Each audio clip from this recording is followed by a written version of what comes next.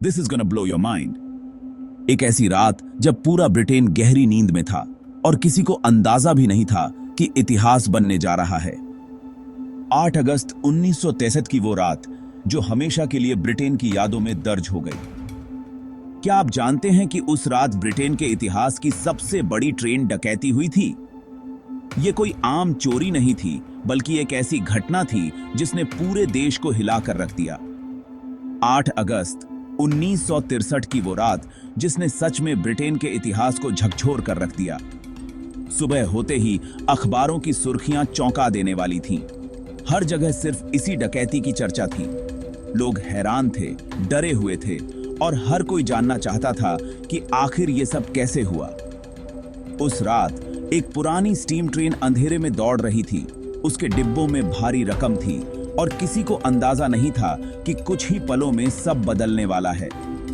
Train की सीटी रात की खामोशी को चीरती हुई जैसे किसी बड़े तूफान का इशारा कर रही थी।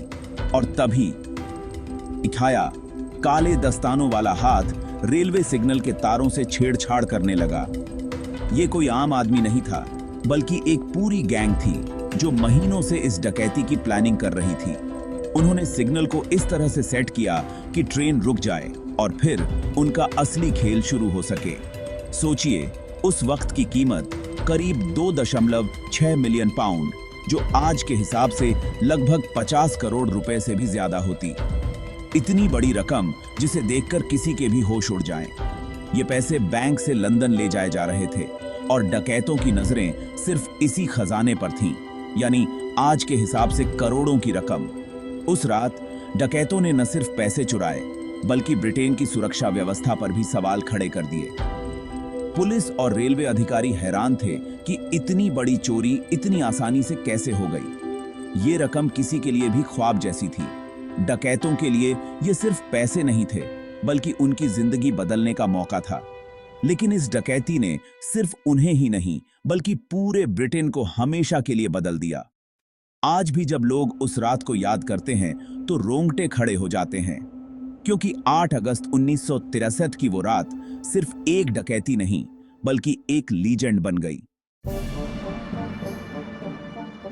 इस पूरी साजिश के पीछे था एक शातिर दिमाग, ब्रूस रेनॉल्ड्स।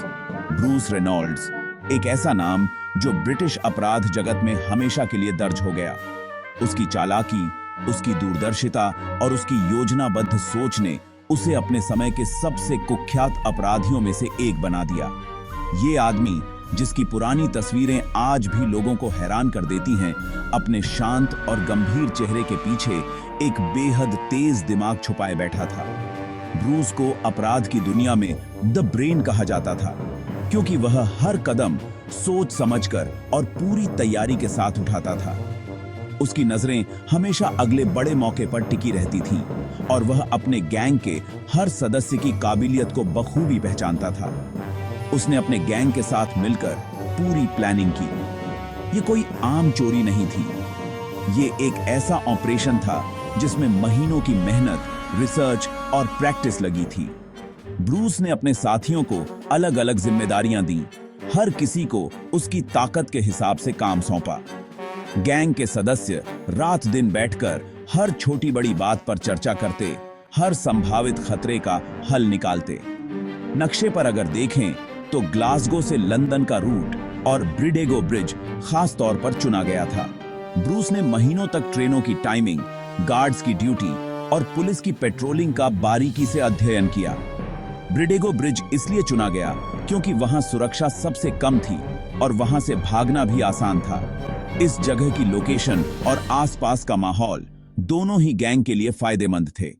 सब कुछ बड़ी बारीकी और ठंडे दिमाग से तैयार किया गया था।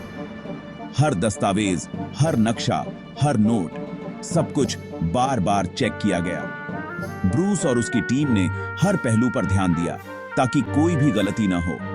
यही वजह थी कि इस डकैती को इतिहास की सबसे बड़ी और सबसे चौंकाने वाली वारदातों में गिना जाता है।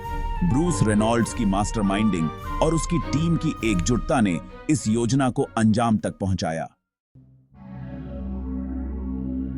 वो रात जब सब कुछ बदल गया, घना कोहरा चारों ओर फैला हुआ था और अचानक उस धुंध के बीच से 15 नकाबपोश आदमी एक एक कर सामने आ गए।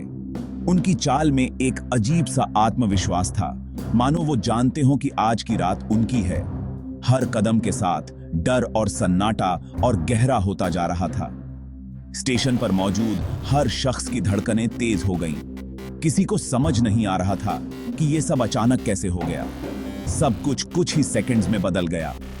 एक पल पहले तक सब सामान्य था और अगले ही पल अफरा तफरी मच गई। लोग अपनी जगह पर जड़ हो गए। किसी की हिम्मत नहीं हो रही थी कि वो कुछ बोले या हिले। ऐसा लग रहा था जैसे वक्त ने खुद को रोक लिया हो और हर कोई बस सांसें रोककर इस मंजर को देख रहा था। ड्राइवर जैक मिल्स, जो हमेशा की तरह अपनी ड्यूटी निभा रहे थे, अचानक हमले का शिकार हो गए। नकाबपोशों ने उन्हें घेर लिया और एक झटके में उन पर हमला कर दिया। जैक की आंखों में डर और हैरानी दोनों साफ झलक रहे थे। उस पल ऐसा लगा जैसे पूरी दुनिया थम गई हो और सिर्फ उस हमले की गूंज रह गई हो। डकैतों ने बिना वक्त गंवाए ट्रेन से भारी भरकम पैसों के बैग्स निकाले और उन्हें जल्दी जल्दी लैंड रोवर्स में लादना शुरू कर दिया। हर बैग की आवाज, हर कदम की आहट उस रात की बेचैनी को और बढ़ा रही थी। पैसों की चमक और खतरे का एहसास दोनों एक साथ महसूस हो रहे थे। डकैतों के चेहरे पर कोई भाव नहीं था, मानो वो मशीन की तरह काम कर रहे हों। चारों तरफ सिर्फ भारी सांसों की आवाजें गूंज रही थीं। ठंडी हवा में हर सांस का धुआं साफ दिख रहा था। लोहे के टकराने की आवाजें, गाड़ियों के दरवाजे बंद होने की गूंज और दूर कहीं किसी की घबराई हुई फुसफुसाहट, ये सब मिलकर उस रात को और डरावना बना रहे थे। ऐसा लग रहा था जैसे पूरी कायनात उस डकैती की गवाह बन गई हो। उस रात की बेचैनी और खौफ आज भी लोगों के जहन में ताजा है। जिन लोगों ने वो मंजर अपनी आंखों से देखा, उनके लिए वो सिर्फ एक घटना नहीं, बल्कि एक डरावना सपना बन गया। हर बार जब वो उस रात को याद करते हैं, उनकी आंखों में वही डर, वही बेचैनी लौट आती है। डकैती का वो मंजर इतिहास में हमेशा के लिए दर्ज हो गया। एक ऐसी रात जिसने सब कुछ बदल दिया। उनकी बोरियत ही उनकी बर्बादी का कारण बनी। पुलिस सायरन गूंज रहे थे और अखबार की हेडलाइंस हर तरफ सनसनी फैला रही थीं। रॉनी बिग्स का नाम हर किसी की जुबान पर था। लंदन की अंधेरी गलियों से लेकर रियो डी जनेरियो के धूप वाले समुद्र तटों तक तलाश जारी थी। कितना पैसा मिला और कितना आज भी गायब है, ये सवाल सबको परेशान करता रहा। वो पैसा आज कहां है?